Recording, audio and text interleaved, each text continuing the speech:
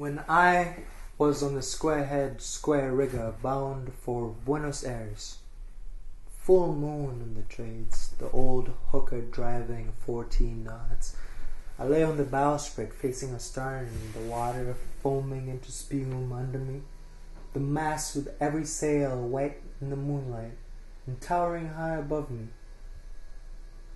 For a second I lost myself, actually lost my life.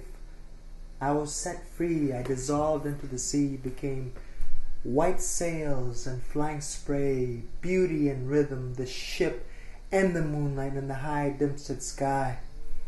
I belonged without past or future, within peace and unity, and a wild joy, within something greater than my own life or the life of man, to life itself, to God, if you want to put it that way.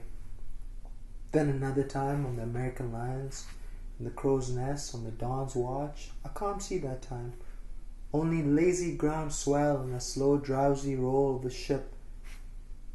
Passengers asleep, none of the crew in sight, no sound of man, black smoke pouring from the funnels behind and beneath me, dreaming, not keeping a lookout, feeling alone and above and apart, watching the dawn creep like a painted dream over the sky and see which slept together.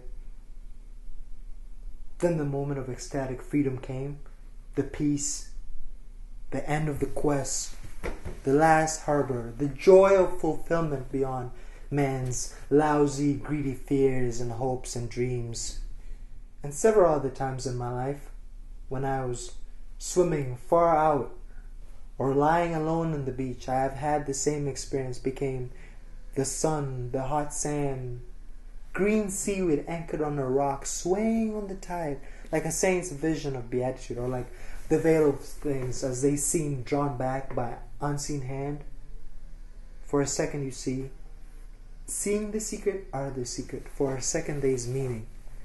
Then the hand lets the veil fall and you're lost again, lost in the fog, stumbling towards nowhere for no good reason.